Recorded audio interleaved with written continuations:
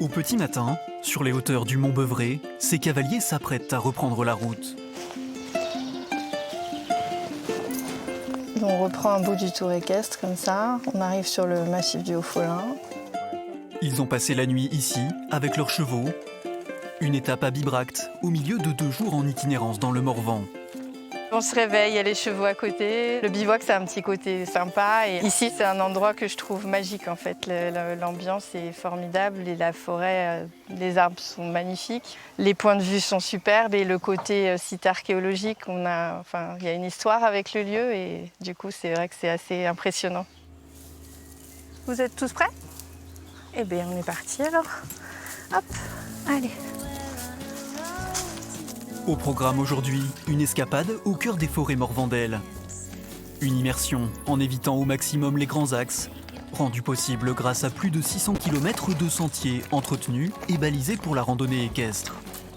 Cette diversité de paysages et de chemins, je pense que ça en fait une région vraiment très attractive pour tous les amoureux de pleine nature. Alors, le Morvan a longtemps servi à approvisionner Paris en bois de chauffage. Et du coup, tous les petits étangs qu'on voit, les étangs et les lacs en général sont artificiels et servaient à faire des lâchers d'eau pour que les bûches puissent circuler sur les cours d'eau. Découvrir l'environnement, l'histoire, en harmonie avec l'animal. La formule a séduit ce jeune couple venu de région parisienne. On a le lieu qui est génial, la météo, on est gâtés, on est heureux.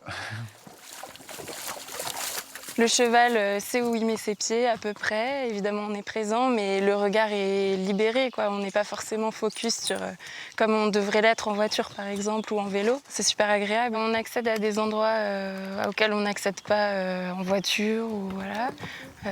Des chemins un peu escarpés, puis ça dégage des vues trop belles sur les collines. C'est vraiment très beau, quoi. Nathalie Dubourvieux n'était pas originaire d'ici avant d'ouvrir son petit centre de tourisme équestre.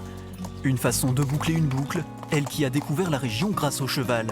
Alors le Morvan, j'avais connu quand j'étais étudiante, j'avais fait une randonnée équestre dans le Morvan justement. Et effectivement, j'avais été un peu sous le charme de la région. Et puis il y a 6 ans maintenant que je me suis installée ici, définitivement. Donc c'est un changement de vie, c'est une reconversion. J'étais pas du tout dans le tourisme équestre avant. C'est un peu un tout, familial, professionnel, et puis crise de la quarantaine peut-être aussi un peu. Donc me voilà installée ici maintenant. Aujourd'hui, elle et ses animaux sont des ambassadeurs de ce territoire et de ces endroits méconnus. Il faut avoir un petit peu d'imagination parce qu'en fait c'est un amphithéâtre qui est devant vous. Là, vous avez la scène et puis la partie tondue, c'était les gradins. Il y avait environ 600 places je crois ici. Bon état. C'est des temps d'échange et puis effectivement le plaisir de leur faire découvrir la région et de passer du temps avec les chevaux. C'est vraiment, je trouve, une bonne approche. On va quand même plus loin qu'à pied. Il y a le côté tourisme, le fait de prendre son temps, d'être au pas des chevaux.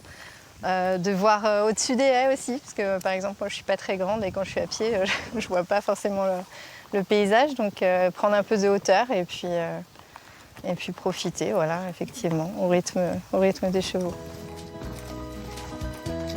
À cheval, un changement de point de vue pour un moment d'évasion. Oublier le temps d'une balade, les contraintes du quotidien, profiter des beautés de la nature et des plaisirs de l'été en Morvan.